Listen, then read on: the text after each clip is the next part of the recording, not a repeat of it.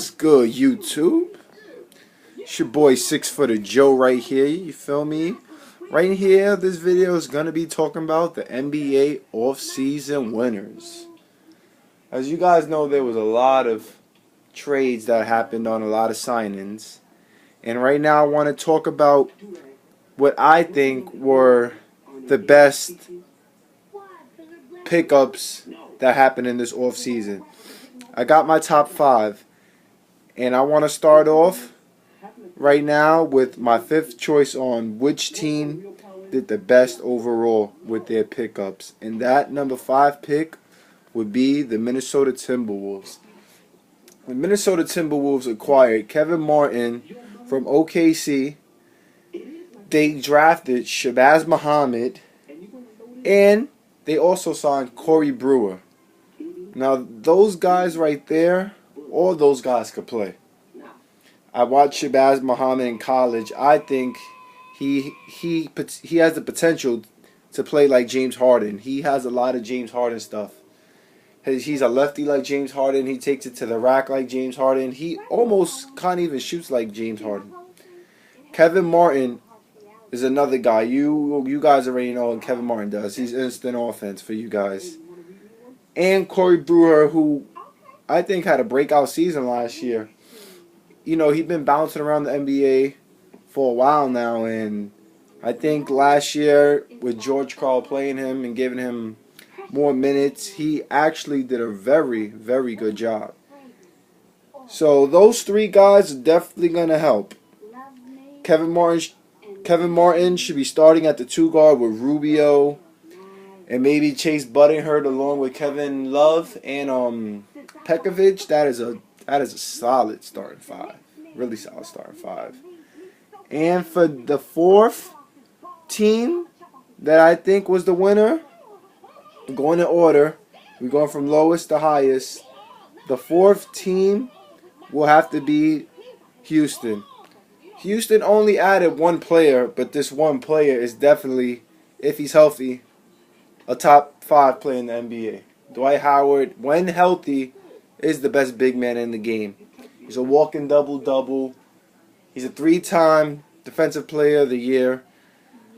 He automatically makes the Houston Rockets a legitimate title contender. At number 3, we're going to have to go with the LA Clippers. I think the Los Angeles Clippers did a really good job this year in reconstructing their team.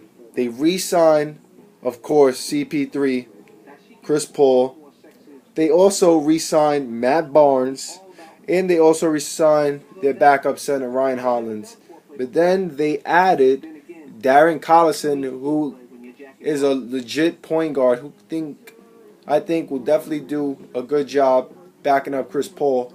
And then you add 2 sharpshooters, 2 snipers, J.J. Redick and Jared Dudley. Now, I think their starting lineup could potentially be Chris Paul at point guard, J.J. Redick at the 2, either Matt Barnes or Jared Dudley at the 3, Blake Griffin at the 4, and DeAndre Jordan at the 5. Now, for the number 2 pick, and I thought long and hard about this one. It was between this one and the 1st pick. But I think the 2nd pick has to be the Brooklyn Nets. The Brooklyn Nets, I think, definitely upgraded their roster with the additions of KG, Paul Pierce, and Jason Terry.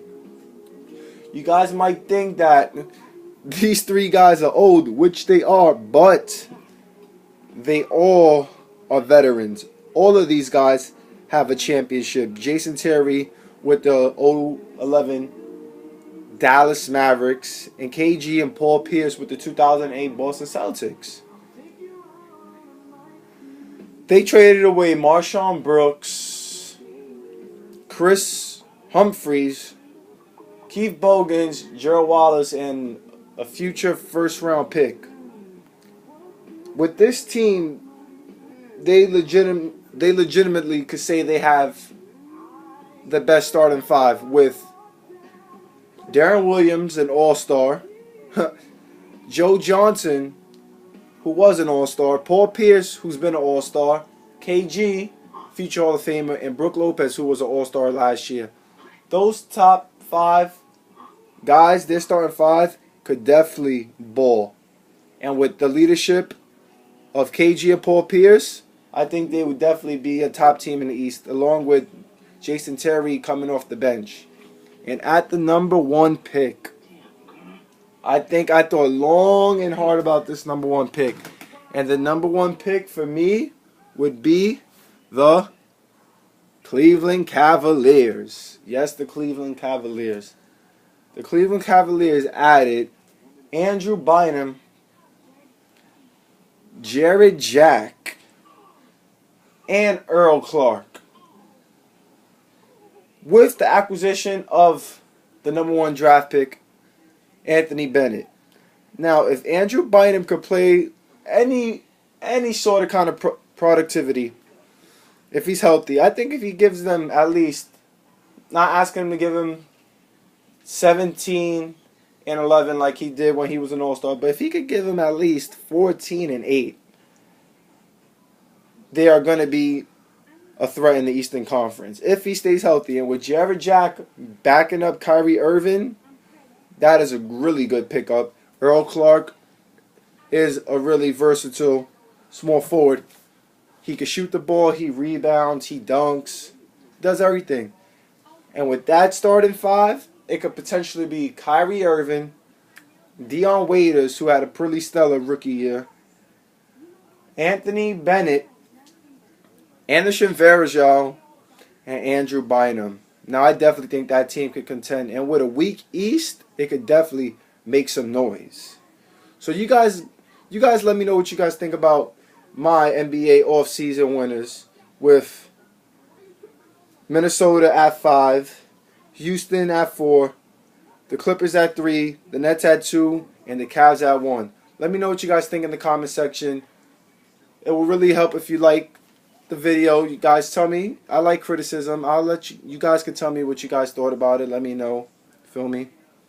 Like, comment, subscribe, and you already know it's your boy 6 Footer Joe. We out of here. Peace.